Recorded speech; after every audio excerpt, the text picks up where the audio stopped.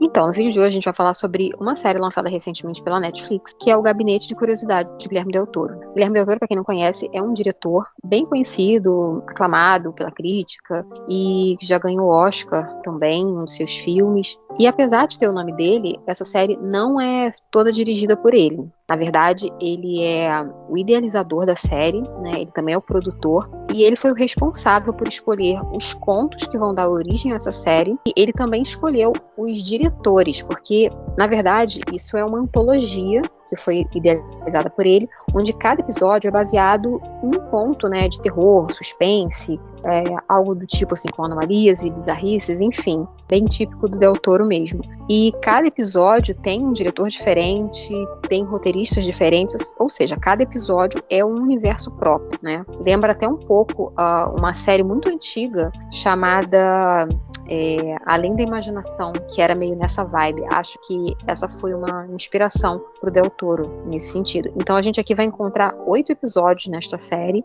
e cada um, como eu falei, tem o seu universo particular. E a gente vai falar um pouquinho sobre cada uma. Então, gente, o primeiro episódio se chama Lote 36. O interessante é assim, que o Guilherme Del Toro, ele faz sempre as aberturas de cada episódio, né? E ele tem uma engenhoca que ele chama de Gabinete de Curiosidades. Inclusive, é um gabinete onde ele guarda, né, todos os itens que serão usados em cada um desses contos. Uhum. E no primeiro conto dessa série é uma chave do Lote 36. Né? A primeira abertura que ele faz, um pouco antes dele começar a falar do episódio 36, ele fala o que é um gabinete de curiosidade. É verdade. E ali ele usa um móvel, mas ele fala, na fala dele eu lembro dele falar que pode ser várias coisas, né? O gabinete pode ser um prédio, pode ser um quarto. Uhum. E ele especifica, né, o que tem nesse gabinete. Verdade. Enfim, aí ele abre esse primeiro episódio, né, apresentando ali uma chave do lote 36. Aí o conto em si narra a história de um lote que pertencia a um homem, né, que aparentemente servia às forças nazistas, né, na Segunda Guerra Mundial, que depois acabou migrando para os Estados Unidos e foi repatriado naquele país, né. Aí você tem uma abertura mostrando esse homem, né, esse alemão, já muito idoso, né, acabando tendo um infarto dentro de casa, e esse armazém que ele tinha, onde ele guardava as suas coisas, acaba sendo leiloado, né? Uhum. Aí, enfim, aí tem a apresentação do que será o personagem principal, né? O Nick, né? O Nick, né, ele é apresentado aí pra gente como um cara que ele já foi militar, e agora ele tem uma vida aparentemente meio complicada, cheia de dívidas, e hoje ele ele ganha vida, né, arrendando esses depósitos em leilões. Então, quando uma pessoa morre, como foi o caso do dono do lote 36, ou quando a pessoa não pode pagar mais o lote, esses depósitos são colocados em leilão. E, no caso, foi o que aconteceu com ele. Ele arrendou esse lote 36 com a intenção de que tudo que estava dentro ali do lote, ele tem acesso e ele pode fazer o que quiser. Então, a intenção dele é, de repente, encontrar alguma relíquia ou mesmo joias, enfim. E, a partir dali, vender e conseguir a sua renda. E foi o que ele fez exatamente aí no lote 36. Ele arrenda esse lote e ele começa a encontrar algumas coisas interessantes ali no lote 36. Ele encontrou uma mesa, tipo uma mesa de Ouija, né, uma mesa espírita, feita de uma madeira bem assim, rara. Encontrou alguns outros itens bem estranhos. Aí ele acaba levando um lote para ser avaliado, né, por um especialista, e dentro dessa mesa espírita tinha ali uns 3 livros, né? Livros que são espirituais, que envolvem esse lance da bruxaria e no aprisionamento de um demônio. Aí o avaliador vê que a coleção dos livros estava incompleta, né? Que faltava um quarto livro que era o mais raro, né? Que era o responsável por você aprisionar o demônio e forçar ele a realizar os seus desejos, né? Aí, enfim, eles retornam ao lote 36 para tentar encontrar um livro raro, né? Que é o quarto. E depois que eles chegam no lote 36 e tudo mais, eles encontram lá que existe uma passagem secreta, né? Que um lote é maior do que aparentava. Entram nessa passagem. Aí, no fim dessa passagem, eles encontram um corpo de uma mulher num estado já putrefato, presa dentro de um círculo pentagrama, né? E na cara dessa mulher tinha uma espécie, um monstro ali, que na verdade era um demônio, né? Que estava aprisionado dentro daquele corpo. Aí o avaliador conta pro Nick a história, né? Fala, ó, tem um demônio dentro do corpo dessa mulher aí que foi preso pelo cara nazista e tudo mais, né? Mas o Nick, ele sai andando de qualquer forma, chuta o círculo mágico, acaba rompendo a barreira mágica que prendia o demônio, né? Pega o livro e acaba liberando o demônio. Aí, daí pra frente, é aquele famoso terror de Stalker, né? Porque o demônio se levanta junto com o corpo lá daquele cadáver da mulher, né? Aí mata o especialista lá em história satânica e depois persegue o Nick, né? Dentro de todo aquele armazém. Aí acontece uma coisa engraçada, né? Como bem ela disse, né? O Nick é um cara que arrecada lotes e tudo mais, né? E no início desse episódio ele tinha arrecadado um lote de uma mulher, né? Que é uma imigrante, aparentemente latina. E essa mulher passou o episódio inteiro, né? Implorando a ele para devolver as coisas dela, que eram coisas particulares, tipo fotos, memórias de família. E ele se recusava a devolver e tudo mais, né? Aí no final do episódio, quando ele tá para sair do armazém ali, quando ele tá sendo perseguido pelo demônio, quando ele chega na porta, ele vai abrir, ele não consegue, né? E a pessoa que tá do lado de fora é justamente a mulher, né? Que ele negou a devolver o lote. Ele, não, eu te devolvo tudo, por favor, abre essa porta. Aí ela pega o cadeado, que era do lote dela, que foi cortado, né? Aí ela vai e coloca na porta, trancando ele lá dentro. Aí ela acaba sendo morta. Foi a única coisa que ele devolveu pra ela, né? Foi o cadeado do lote dela. Exato. Aí que foi a graça. Ironias à parte, teve a sua vingança, a mulher, né? Aí ele morre lá, sendo ingerido por aquele treco demoníaco lá. Aí vem o episódio 2, né? Ratos de Cemitério. Nesse episódio, Ratos de Cemitério, a gente começa aí mostrando dois caras abrindo um caixão, né? E para roubar os itens ali de uma morta. E eles até tem uma conversa bem estranha do tipo, nossa, eu acho que quando ela era viva, ela era muito bonita, da forma como tá aqui. Até parece, você vendo os ossos ali, você consegue imaginar como era a pessoa, né? Mas enfim, e eles estão ali para roubar os itens, né, que vão com o morto, mas eles são surpreendidos pela pessoa responsável pelo cemitério e bota eles para correr. Mas depois que eles vão embora, esse próprio diretor do cemitério, ele faz a mesmíssima coisa, né? A gente fica sabendo por alto da história dele que aparentemente ele veio de uma família abastada, porém uma família que perdeu seus bens, e ele se tornou uma pessoa super endividada. E além do emprego de diretor do cemitério, ele ganha o dinheiro para pagar as suas dívidas exatamente fazendo isso, né? Roubando os túmulos do próprio cemitério que ele coordena, né? Então, durante o dia, ele é um responsável, né? Ele é o diretor do cemitério, e durante a noite ele se transforma num ladrão de túmulos. E, enfim, depois dessa história toda, ele vai até um amigo que ele tinha no necrotério, né? Aí ele chega lá e tudo mais, né? E vê que tem um corpo de um ricaço lá, né? Que é ser enterrado com honrarias, com objetos de muito valor e tudo mais, né? Aí ele fica sabendo... A boca desse cara tem quase toda de dente de ouro. Ele ficou alucinado. É engraçado que nesse pedaço chega a família ali, né? Os entes desse morto. Aí meio que ele se esconde junto com o legista ali do local, né? E ele ouve, né, a conversa da mulher, do falecido, né? Falando que ia enterrar ele com vários itens, assim, muito caros, né? Uma adaga, honrarias e coisas afins, né? Aí cresceu o olho do cara, né? Ele falou que eu vou esperar esse corpo ir pro cemitério e de lá eu vou papar tudo, né? Tô garantido. Aí, enfim, depois que o corpo é levado pro cemitério e tudo mais, né? Ele vai na seca, em querer arrancar os dentes de ouro, só que quando ele abre o caixão, ele percebe que o corpo tá sendo arrastado para dentro dos túneis, né? E quando ele olha, ele vê que os ratos estão carregando o cadáver daquele homem rico com todos os itens, né? Enfim, ele tendo em vista, né, as dívidas dele, só resta ele ir atrás daquele cadáver, né? Para poder fazer algum dinheiro, né? Roubando as bijuterias. Ele entra, toma lá dentro e tudo mais, né? Tem aquele enxame de ratos. E lá dentro parece que tem uma rata rainha, se a gente pode chamar assim, né? Sei lá, um chefe dos, sei lá, um líder, alguma coisa assim. É o mestre Splinter ali, ou uma aberração ali. Porque depois que ele entra nos túneis ali, ele acaba se metendo ali em numas enrascadas e tudo mais, aí consegue escapar caindo para dentro de um túnel bem mais a fundo, onde tinha lá uma espécie de altar dedicado a alguma entidade esquisita, né? E tinha ele até chega a falar assim, que é uma igreja negra, né? Isso. Aparentemente tem magias, né? Foi fonte de magia, alguma coisa do tipo.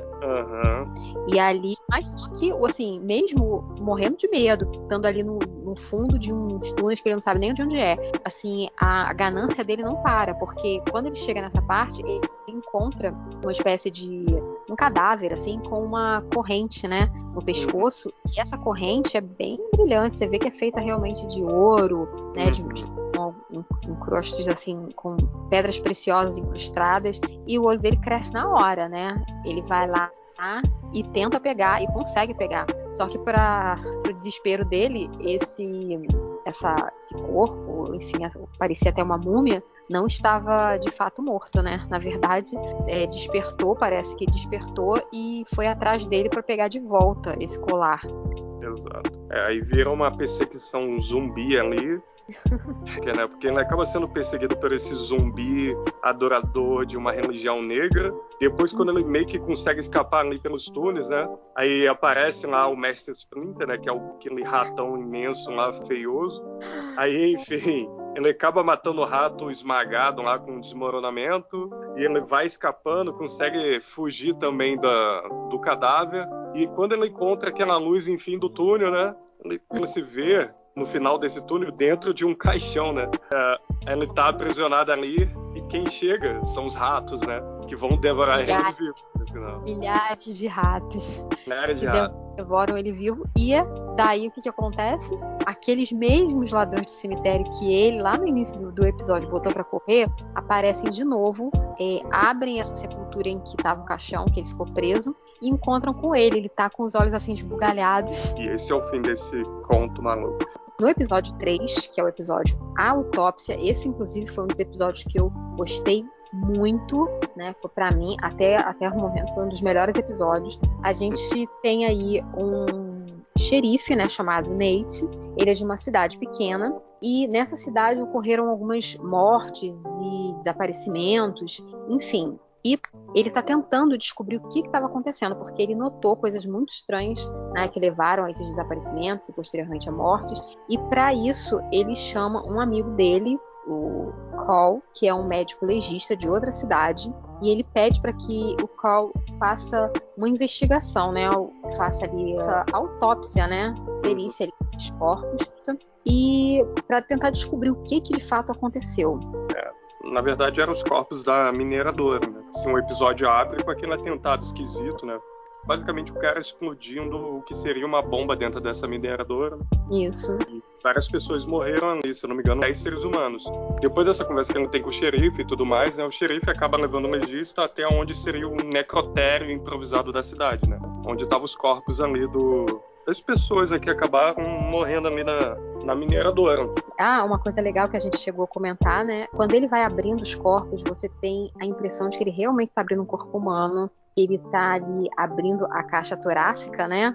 Ele vai quebrando, como se estivesse quebrando. Gente, ficou muito bem feito. Foi assim. Mas enfim, ele vai abrindo os corpos e ele vai achando estranho, né? O fato de que todos os corpos que ele abriu até então não tem sangue. Então ele começa a se questionar, será que esse sangue está no corpo do autor do atentado? Ele começa a questionar, começa a chegar nesse questionamento. E aí ele fala, bom, agora eu vou abrir, né, o corpo dele. E aí nessa hora falta a luz, mas volta imediatamente. Ele acha estranho, mas tudo bem. Quando ele vai lá pegar o corpo começa a se mexer, cai da maca, começa. E ele naquela hora fica assim, gente, eu já tinha saído correndo, mas eu já tava longe. Nesse pedaço, que esse cara que acabou cometendo essa série de assassinatos e atentados, né, o John Wayne, na verdade, a priori ele se chamava Skies. E, 9 meses atrás, ele desapareceu, né, naquela cidade. Só que uma semana depois ele retornou. Só que nesse antes do desaparecimento dele, ele tinha dito para os amigos que ia haver, uma chuva de meteoros na floresta, né? Isso. Aí ele foi assistir uma chuva de meteoros e desapareceu, né? Depois ele acaba retornando, voltando a trabalhar na mineradora e tudo mais, né? Aí os policiais vão investigar a casa lá desse John Wayne, né? E encontram um orbe, né? Que era um objeto alienígena que ele tinha pegado nessa chuva de meteoros, né? Uhum. Aí, enfim, foi nesse dado momento, né, onde aconteceu esse evento, onde ele pegou esse orbe alienígena, né, que um parasita alienígena acaba tomando o corpo dele, né? Isso. Aí, enfim, esse parasita alienígena necessita de sangue humano, né, para poder se manter vivo, né? Uhum. Agora, com a oportunidade de entrar no corpo do legista, ele teria acesso a alimento fácil, né? Sangue fresco. Ele não ia mais precisar matar, né? E Exato. era o que ele estava fazendo, né? Uhum. Ele levantou muitas suspeitas porque ele estava matando pessoas para se alimentar. E isso estava chamando a atenção. Então, sendo ele um legista, né, assumindo o corpo do legista, ele ia poder fazer isso facilmente, porque os corpos iam chegar praticamente frescos, né? Ali, Exato. e ele ia conseguir se alimentar de boa, sem levantar suspeitas. Aí, enfim, depois que ele narra isso pro cara, acaba colocando ali o legista numa espécie de hipnose, depois anestesia ele em cima de uma maca e tira o parasita para poder introduzir dentro do corpo do legista, né?